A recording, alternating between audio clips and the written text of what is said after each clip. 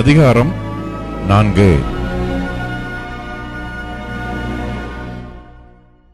இப்படியாக எந்த மனுஷனும் எங்களை கிறிஸ்துவின் ஊழியக்காரர் என்றும் தேவனுடைய இரகசியங்களின் உக்கிரானக்காரர் என்றும் எண்ணிக்கொள்ள கடவன். மேலும் உக்கிரானக்காரன் உண்மையுள்ளவன் என்று காணப்படுவது அவனுக்கு அவசியமாம். ஆயினும் நான் உங்களாலேயாவது மனுஷருடைய நியாய நாளின் விசாரணையினாலேயாவது தீர்ப்பை பெறுவது எனக்கு மிகவும் அற்ப காரியமாயிருக்கிறது. நானும் என்னை குறித்து தீர்ப்பு சொல்லுகிறதில்லை.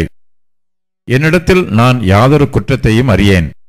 ஆகிலும் அதனாலே நான் நீதிமான் ஆகிறதில்லை. என்னை நியாயம் விசாரிக்கிறவர் கர்த்தரே.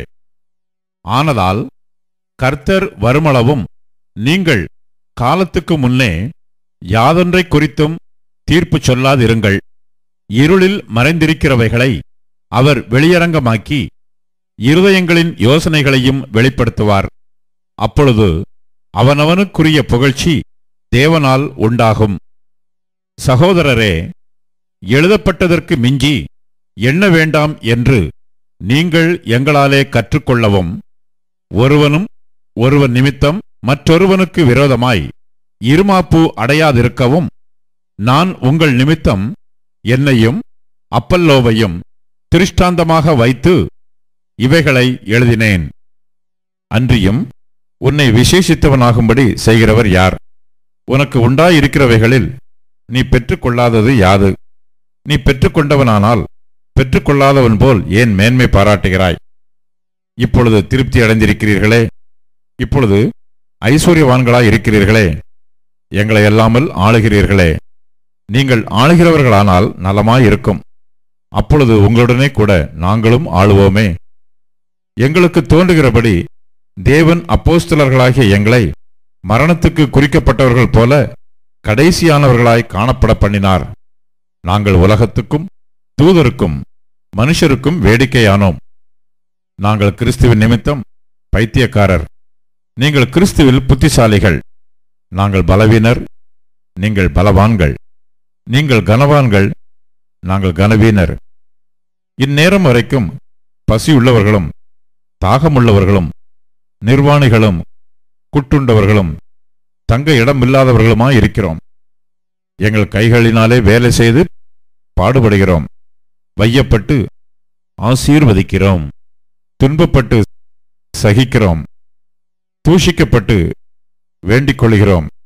இந்நாள் வரைக்கும் உலகத்தின் குப்பையைப் போலவும் எல்லாரும் துடைத்து போடுகிற அழுக்கைப் போலவும் ஆனோம். உங்களை வெட்கப்படுத்தும்படிக்கு நான் இவைகளை எழுதவில்லை. நீங்கள் எனக்கு பிரியமான பிள்ளைகள் என்று உங்களுக்கு புத்தி சொல்லுகிறேன். கிறிஸ்துவுக்குள் 10,000 உபாத்தியாயர்கள் உங்களுக்கு இருந்தாலும் தகப்பன்மார் அநேகர் உங்களுக்கு இல்லையே. கிறிஸ்து இயேசுவுக்குள் சுவிசேஷத்தினால் நான் உங்களை பெற்றேன்.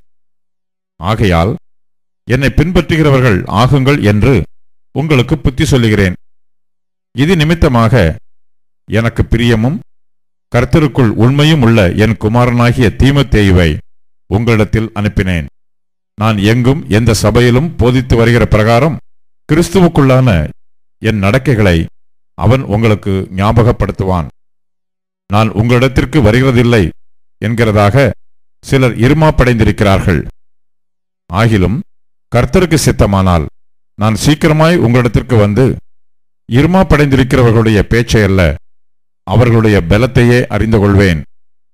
தேவனுடைய ராஜ்யம் பேச்சிலே அல்ல, பலத்திலே உண்டாயிருக்கிறது. உங்களுக்கு என்ன வேண்டும்? நான் பிரம்போடு உங்களிடத்தில் வரவேண்டுமோ, அல்லது அன்போடும் சாந்தமுள்ள ஆவியோடும் வரவேண்டுமோ?